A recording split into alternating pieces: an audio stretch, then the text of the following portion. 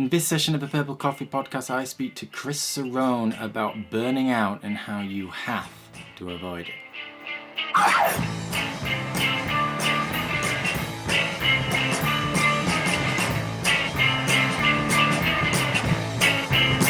Hello and welcome to session 50 of the Purple Coffee Podcast, inspiring stories from creative and inspiring entrepreneurs. I'm your host, Turndog, and on this marvelous and celebratory occasion, number 50, wow, what a milestone, I speak to Chris Cerrone of the Chris Cerrone Show.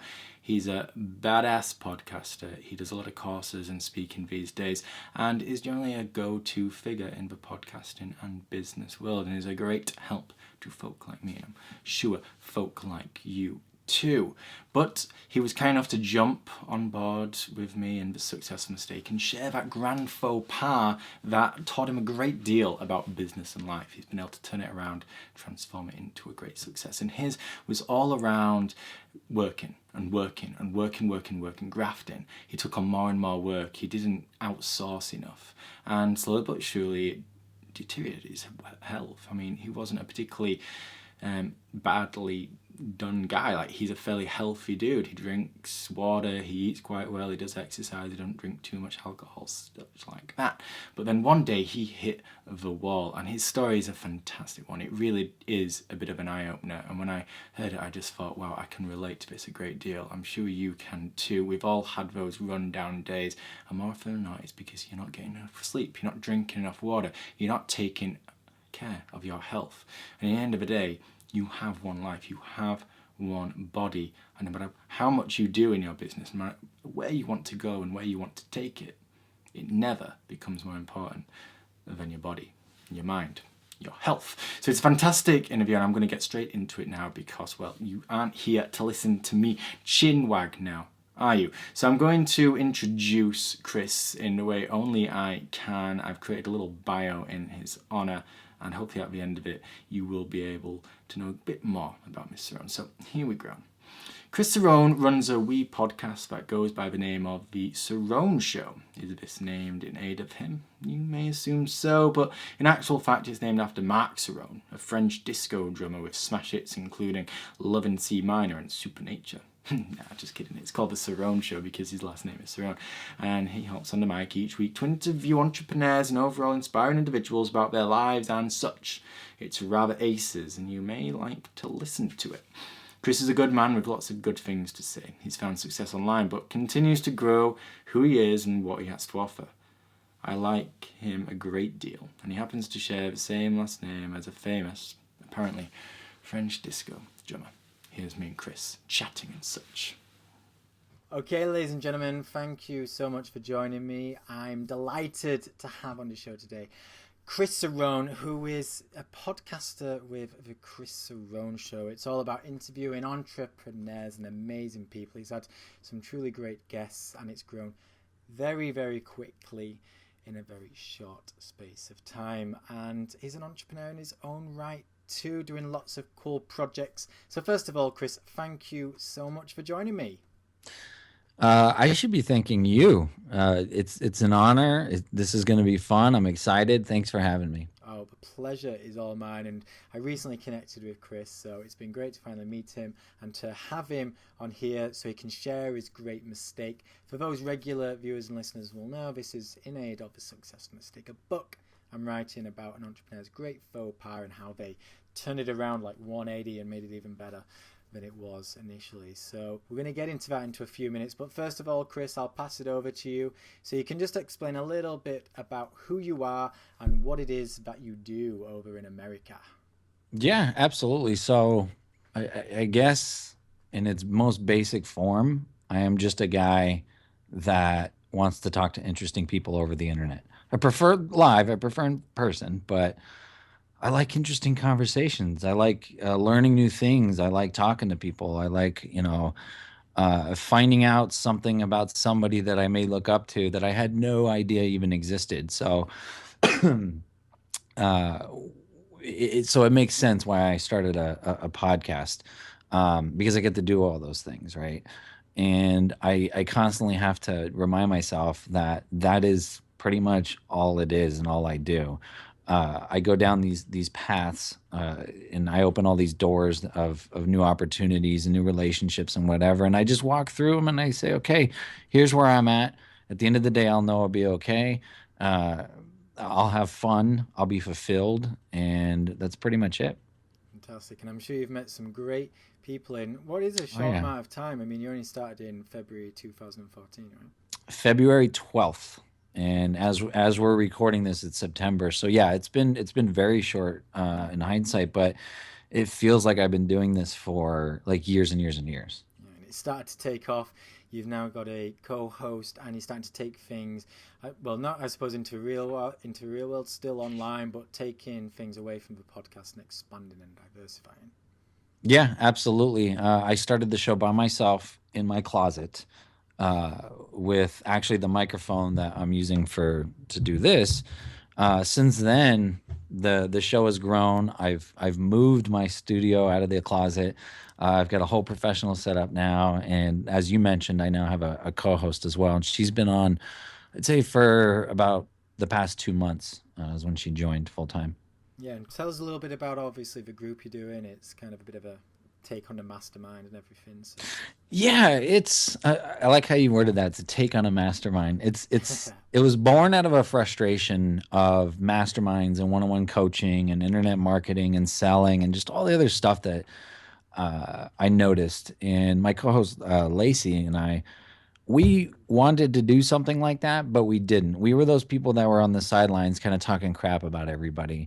And really that's not productive. I mean, sure it may feel good for a little while, but it's not really productive. I mean, and I'm only speaking for myself now, like we are not contributing to the change that we want to see. So what did we do? Call it out of spite, call it out of I'm going to stick a middle finger up to everyone, call it out of the underdog story. We created the next level of society, which we have now, and it is the exact opposite of everything that we've noticed.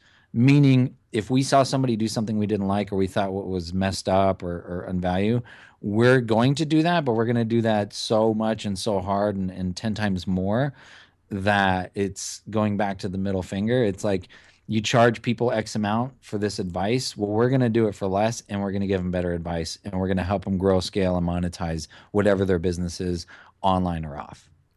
Fantastic. And so many great ideas are born from frustrations. I think that's one of the things that sets entrepreneurs apart. They, rather than bitch about it and go, oh my God, this is terrible, I'm so fed up of blah, blah, blah. It's like, well, Yeah. I'm going to try and twitch it around. If I, rather than complain, I'm going to do it myself and do it better.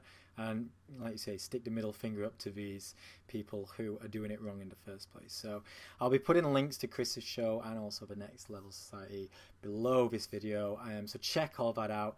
I'm sure you'll love Chris as well. There's some great interviews to devour, so be sure to do that after this podcast. But before that, there is a bit of an interview to do, and it is about your juicy mistake. So you've obviously quite new to this game, but knowing the world that it is, I'm sure you've gone through quite a few ups and downs, even in just a 7-8 month period. So please, Chris, share that great mistake story with us, how it all went down, what you learned from it since, and the journey it's taken you on to here. It's oh man, I don't want to be that guy and derail the overall theme of your show, but it wasn't one big fat mistake. I mean, I've don't get me wrong, I've had a ton of those in my life, some major mistakes. But in terms of the podcast, and since I've been in this world, I haven't really made a major mistake. I've just made a ton of little mistakes. And that is, and you and I were talking about this before we hit record. It was, I have the tendency to just do, Yeah. right? Like that's good up to a certain point, but there needs to be some type of planning and some type of, strategic thing going on or a whiteboard session or what have you. And I do those things, but sometimes I don't. Sometimes I just do. And that bites me in the butt. And I end up working 10 times harder than I needed to in the first place. Uh, I'll give you an example. Up until recently, I edited, I produced, I created the website. I did like any last thing you can think of, I did by myself for the show. Uh, I- it's too much for one person. right? I had no help. I had that DIY mentality. I had the mentality of I'm going to save money by doing it myself. It just all that, and it hindered me. Although the show has grown very, very fast, and I'm doing very, very well. I'm not going to discredit that. But when I kind of look back on some of the missed opportunities that I've had, or some of the missed time with my family, right? Like I'm married, I got two kids. Some of that I could have avoided all of it by admitting I needed help in the beginning and reaching out to people, to help get something explained or whatever, right? Like not being too prideful. At the same time, figuring out a way to bring on either a virtual assistant or a friend or somebody to take some of the stuff off my plate. Because at the end of the day, you and I, people that are listening or watching, we're business owners. I get it. A lot of it's online, so it may feel different, but there's still a lot of duties Yeah. when you do this. You know what I mean? It's not the same amount of duties if we were open a brick and mortar store that sells clothes or food or a restaurant or what have you. There's still a ton of duties. They're just different duties. And it doesn't matter what those duties are, they take time away from the things that we want to do because we initially started this thing to do those things, if that makes sense. Absolutely. I mean, our time is finite. We only have Yeah. 24 hours in the day. We need to eat, we need to sleep, we need to exercise and stay alive. And if you've got things like family, you obviously need to spend time with them too. So the more things that you take on your plate, it's like, well, I've still only got like maybe 12 hours that I can work with on any given day. And that's, a Yeah. lot. So it's like the more tasks I cram into that, the less time I've got dedicated to each thing, which means quality starts becoming an issue. And the only way to kind of keep qualities up is then that 12 hours becomes 14 hours, 15 hours, your health drains, bad things happen, etc. I don't know if there's time. I need to tell you this story if this is okay. Oh, Because you please mentioned do. you mentioned health, you mentioned all this stuff. So about 30 days ago, I'm trying to think when it was. It was like right before podcast movement, whenever podcast movement was. Yeah, got it, man. I was driving on the freeway here in Las Vegas where I live, and I started to feel drunk. And I started to see black spots come out of the corner of my eye. At first, I was thought it was like an eyelash, and I kept going like this, and it stayed there, and it freaked me out. And I was actually driving to my co-host house, Lacey, and I texted her. I was like, we can't record tonight. Like, cancel. Like, just figure something out. I can't do it. There's something wrong. I feel weird. I go home. I was like, oh, I'll just sleep it off. I mean, I'll have headaches. I won't even take a Tylenol. Like, it's not that I'm like trying to be manly or anything. It's just like I'll just power through it. It gets worse and worse. My wife is like, you need to go to the doctor. Excuse me. So I end up going to the doctor, and to kind of fast forward the story, I was severely, severely dehydrated and under a lot of stress. That's what they came up with, and it kind of took me by surprise. Really, I mean, I don't eat the best, but I don't eat like crap either. I don't eat fast food all the time. I don't you know, uh, I don't really exercise either, but I'm not a couch potato. Like I'm constantly active. I walk in the morning. Like so, it was just weird to me. But then I look back. Okay, well, what caused that? And I guess technically, now that I'm talking about it, this could be a one big fat mistake. Uh, Going back to asking for help in the VA and doing everything myself, there's all this stuff with the podcast.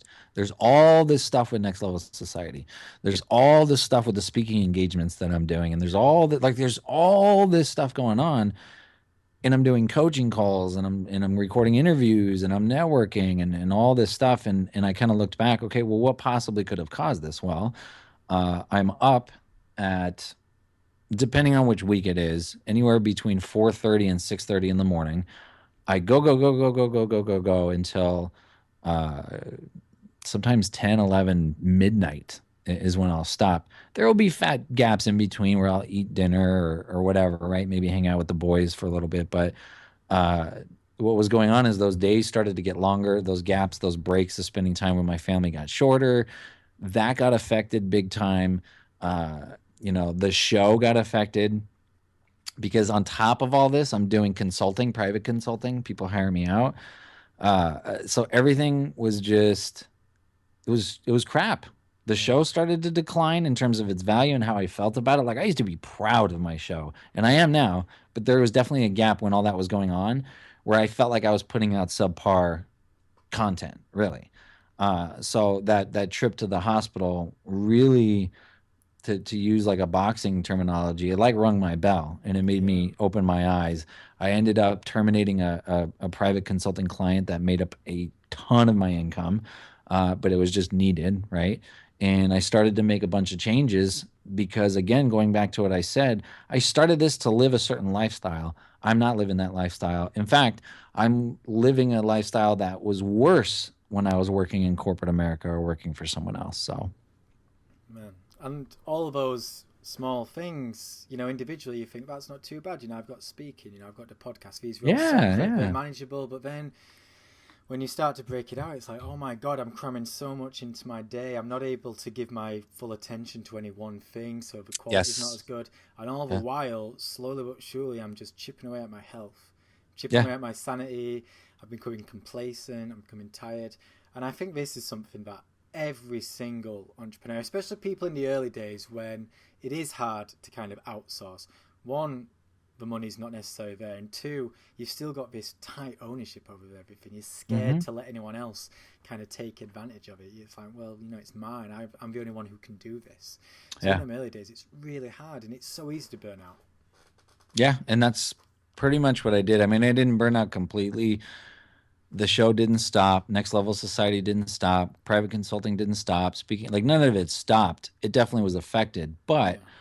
I got as close to being burnt out completely and everything shutting down as I could at that point. And since then, everything's now fantastic. But it took all of that to really open my eyes and realize what the heck am I even doing? You Yeah, know? well, a trip to the doctor is pretty close to the sort of bottom there. It's a bit of a wake up call, and Yeah. it's the Oh yeah. things that can happen. Everything's going well. The money's coming in. You think this is fine, and then one minute it's Yeah. like, Yeah. wow, this doesn't feel right. It's crazy how it can creep up on you so quickly. And that happened twice.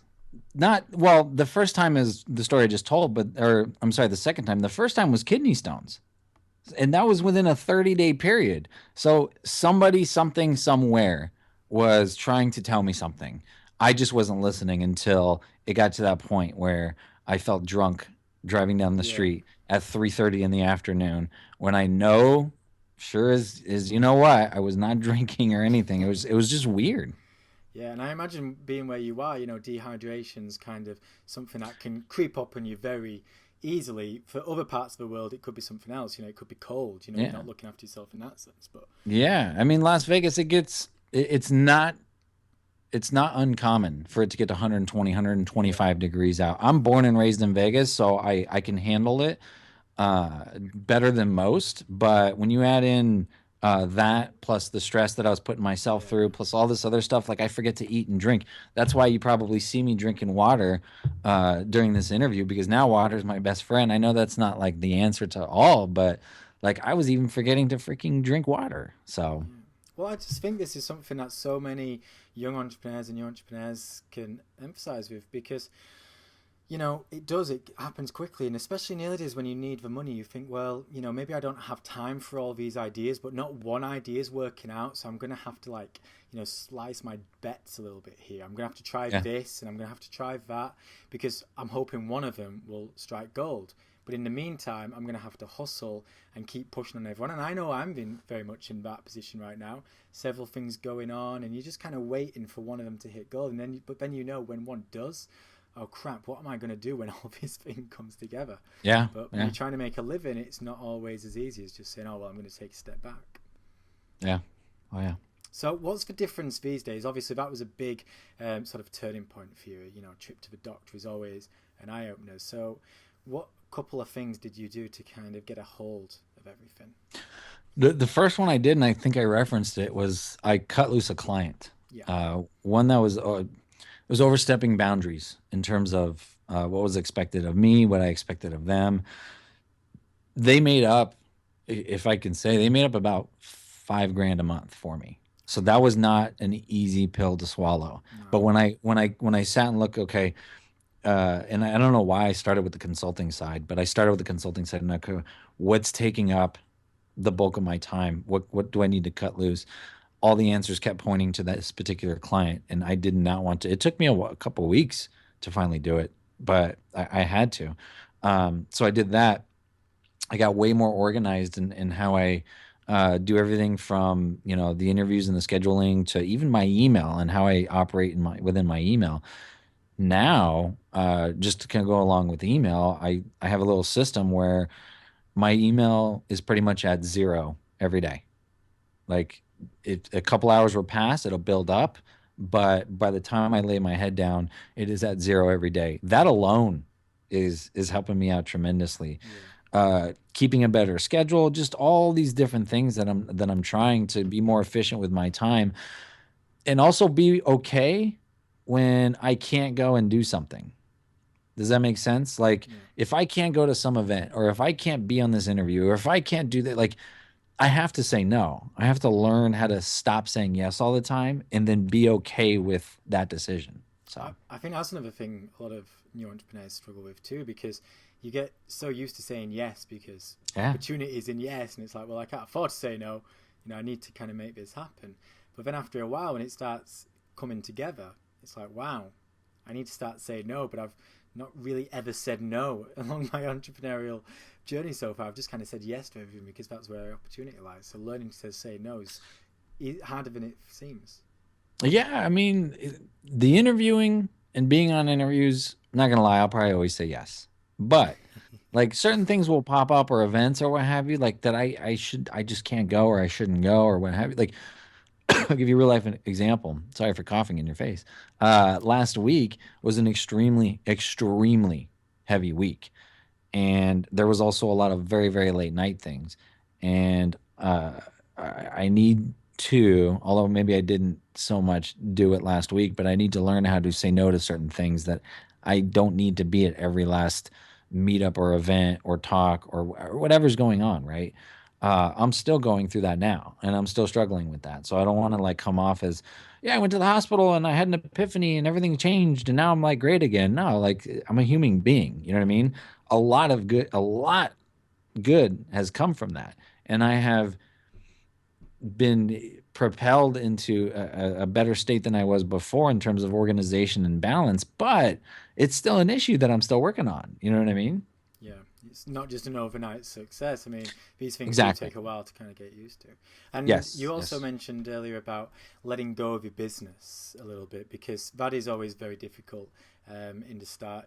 Quite often you end up doing everything yourself because you have to, because the money Yeah. and the resources aren't there to hire out. And then when you maybe do have a bit of money to let it out, that ownership becomes an issue. You're like, Hmm. this is my baby. I'm not sure if I'm ready to let it go yet. So Yeah. what did you do in that regard when you started letting pieces of your world out for other people to get their hands on? It was so. I have now help with some of the content. I have now help with some of the scheduling. I have help with the show notes. I have help with booking guests. Like, there's a lot of different things that I now have help with. It was one of those things, at least for me, and I don't know if this is good advice or whatever. I just had to make a decision and stick to it.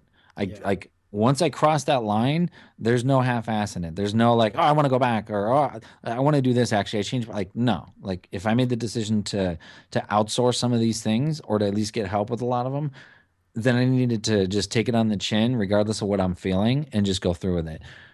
It's almost like maybe quitting smoking or doing a diet or something else that's like extremely hard, that people, or stop drinking coffee or whatever, right? Like they may think that the world is going to end when in reality it's going to be a week of hell, right? It's going to yeah, be tough, but then it gets easier and easier and easier, and before you know it, you're like, why the heck did I not do this sooner? Which exactly. is where I'm at right now.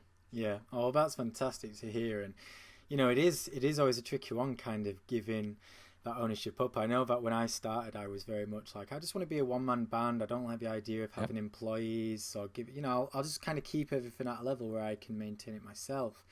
But once you get into that world, you start realizing how sort of unfeasible that is. And now I'm at a point where I can't wait to get to a point where, virtual assistants, Yep. a PA, outsourcing, freelance, and all these things, because you're like, man, add up all the hours you spend, sending out emails where you could just, you know, write them up yourself, get someone else to do it all on MailChimp or Yeah. whatever. Someone else who just does all the bookkeeping, all these little bits which just take half an hour here, and you're like, in a week, that's like 12 hours of my time. And it's like, can you imagine what I could do with an extra 12 hours of my time? I could do something actually productive rather than all this little crap.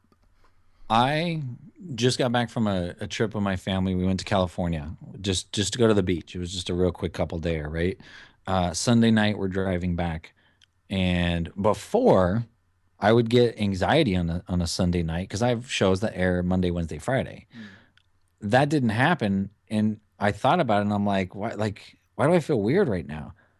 Well, I felt like I should needed to be doing something when in reality everything was already done. I needed to go home, take the show notes that were written, post them, and then upload my show. That's it. What was normally a 2.5 hour process of editing and show notes and composing tweets and just all that stuff, right? Like it was for me, it was like 2.5 hours, Yeah, is now 15 minutes. So I fantastic. don't have that anxiety anymore. I don't have that stress anymore. I don't have any of that stuff anymore. I can literally enjoy my time, even if it is driving back from California with two small children, which is like not fun as it is, but like No. I can even enjoy that. I can even enjoy that. You know what I mean? Yeah. And not have to affect my mood because it's like, oh my God, when are we getting home? Because I have show notes I got to do, and I got this I got to do, and that I got like, no, it was done. I go home, boop boop boop, it's out, And I walk away. feel like the recurring subject in all this is stress. And it's something that can affect all of us. And no matter how strong minded you think you are, stress will eat away at you. And the more you put on your plate, the higher the chances are. And whenever it gets to a point where it's affecting your health or not, like you Yeah. say, sometimes it's as simple as you're driving home with the family, and rather than thinking, oh my God, what do I have to do when I get home? You're just able to enjoy the ride and just enjoy time, with your Yeah. loved ones. Yeah. Whereas, when you've got all that eating away at you, you're thinking, man, when I get home, I have to do this to-do list, and I have to do that, and oh my God, or it's going to be 1 o'clock before I go to bed tonight, and you just worrying, worrying, worrying. It eats away at you. Yeah, absolutely. Whether you know it or not, it eats away at you. Absolutely. Well, I think this is I mean, considering we started off where you felt like there wasn't one big mistake, I love the Yeah. journey that you've taken us down to the story.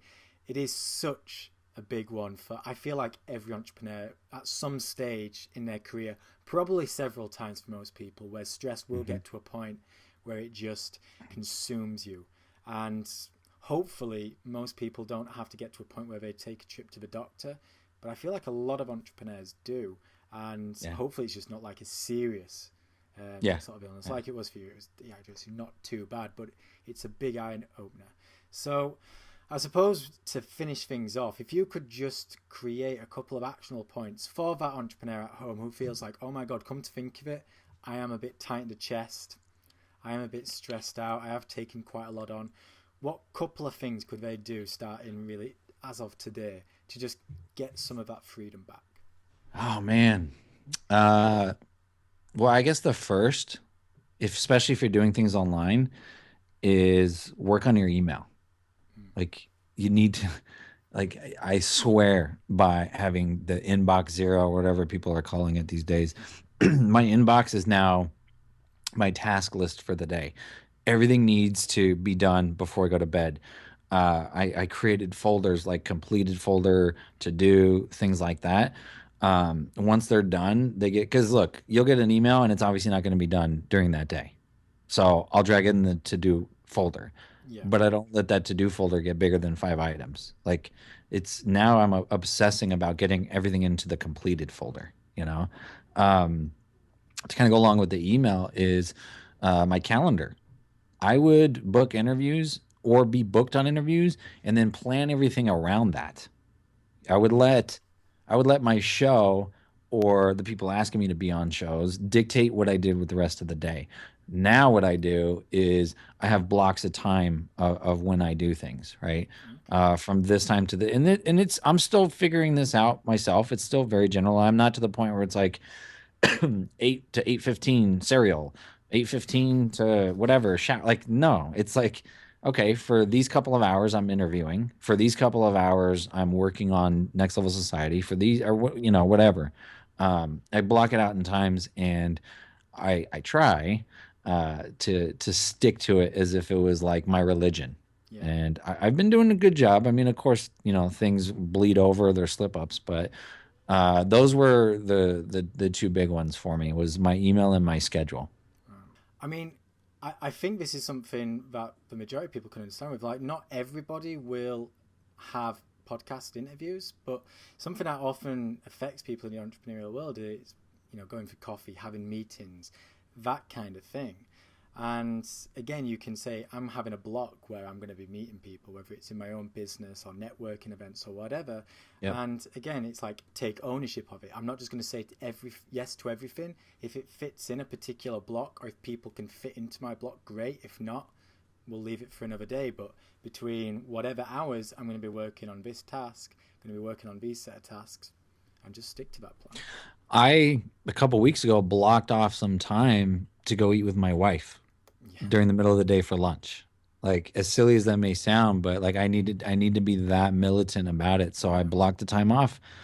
We were done well before the time block, but I just wanted to make sure that this is what I was doing at noon for this amount of time. So Excellent. And then you had some bonus time to actually work on exact stuff. So, exactly. Yeah.